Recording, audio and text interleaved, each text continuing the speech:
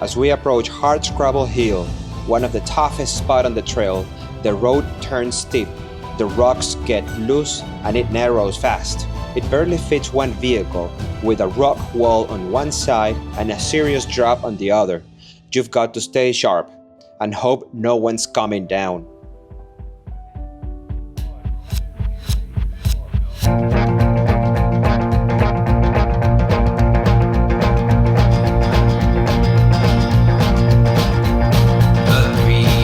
You've gotta be kidding me. Someone coming down and sliding? I really thought he was gonna hit me.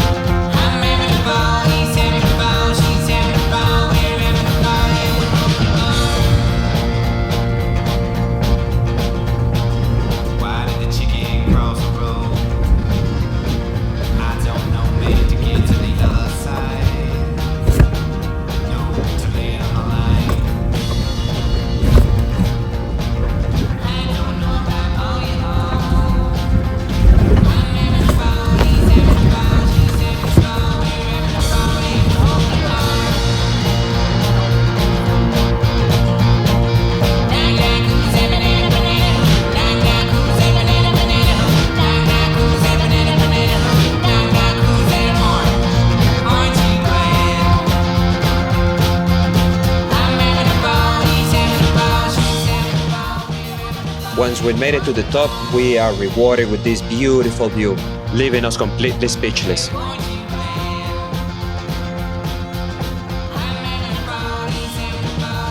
As soon as we're leaving Canyonland, it's time to air up the tires and head towards San Rafael Swell.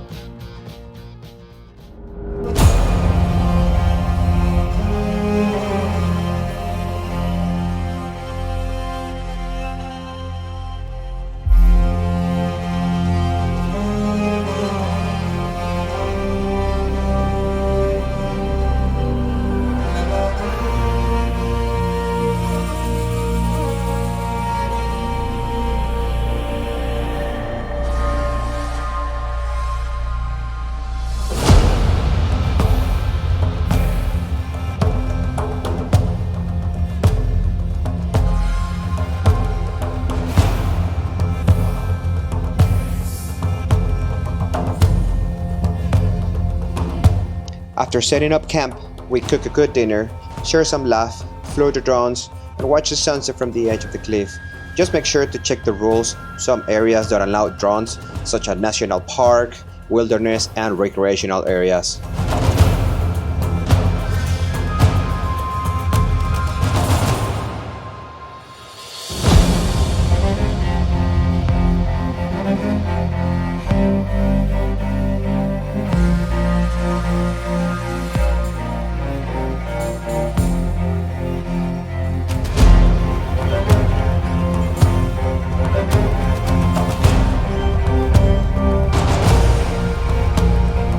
This trail we are tackling today through the Swell is about 80 miles long. We covered 35 miles on day 1, mostly dirt roads, about 2 hours in before setting up camp.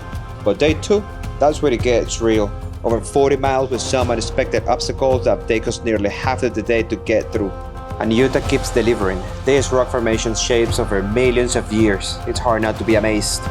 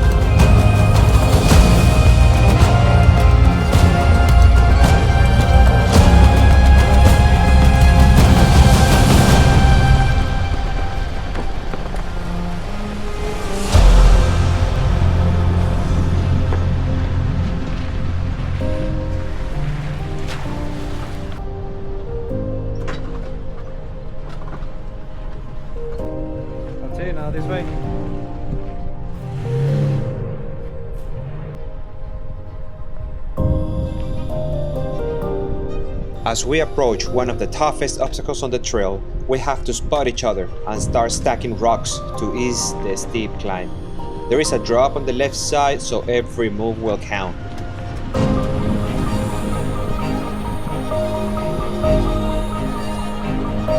Kent's out back, adding rocks under the rear tire for grip. It's tense, slow going, but once you are through, it feels damn good.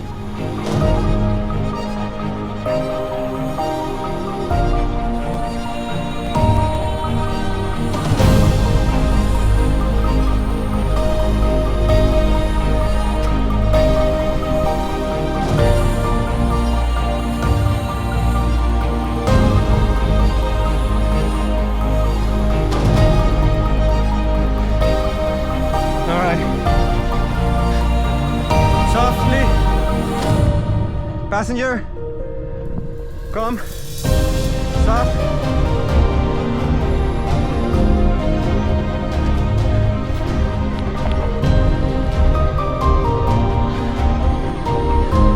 This is a tough one.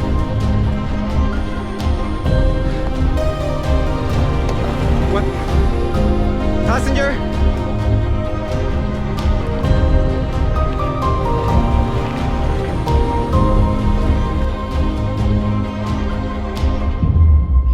Just like that, it's time to say goodbye. Kent will be heading home, and I still got days ahead to explore the wild corners of southern Utah. We share a hug, a quiet moment after miles of dust, challenge, and laughter. It's not just the trail we'll remember, but it's the company. See you soon, bro. Yes, there are cows roaming free out here. I won't be sleeping alone tonight, that's for sure. I pull out the table, and I've got to say, this front runner table is a game changer. So easy to set up and store. I will be warming up some dinner, pull up my Gaia map, and start planning tomorrow's route.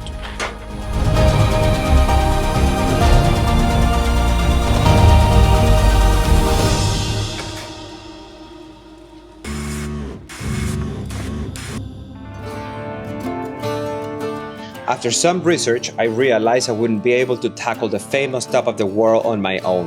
I was ready to give up, feeling a little defeated. But just as I drove away, I crossed paths with a convoy of 3 jeeps, Jeff, RJ, and Nick. They took me in, and thanks to them, I made it all the way to the top.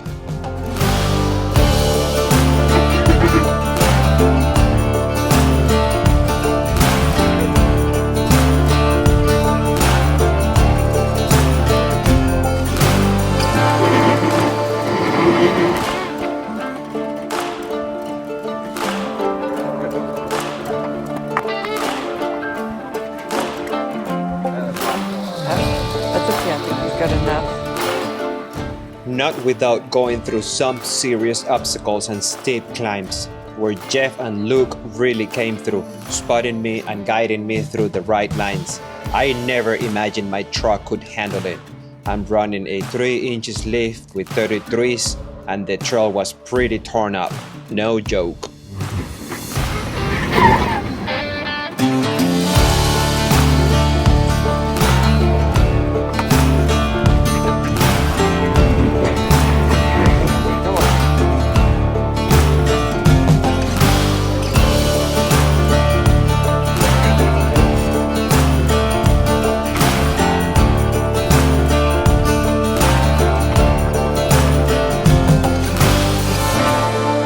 Driver.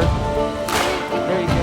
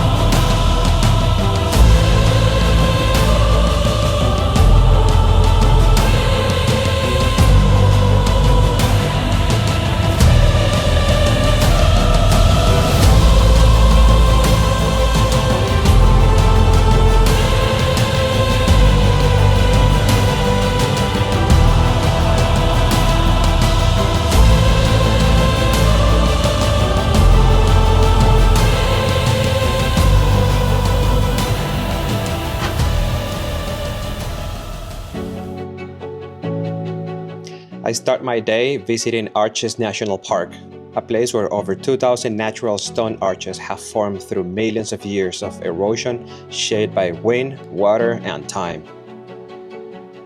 I begin hiking to Delegate Arch, the most iconic, standing 52 feet tall and 32 feet wide. It's even featured on Utah's license plate.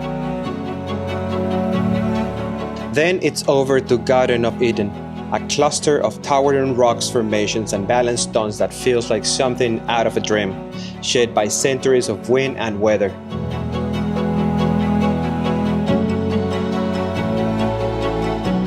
How about Double Arch, formed by water seeping from above, carving both arches from inside out, massive, interconnected, and humbly to stand beneath. And Window Trail, an easy loop, also known as the Spectacle for the way they frame the sky.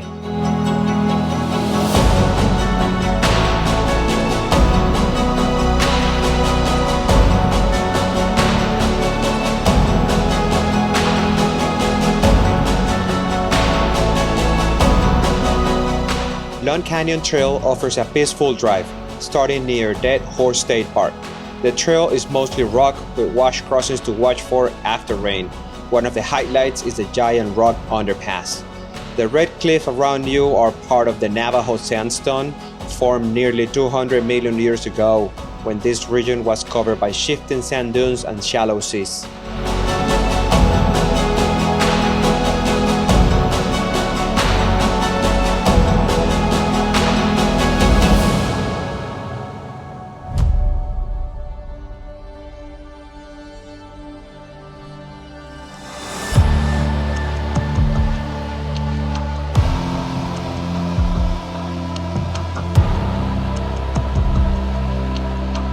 Yes, Utah decided to change the weather and switch it to snow today.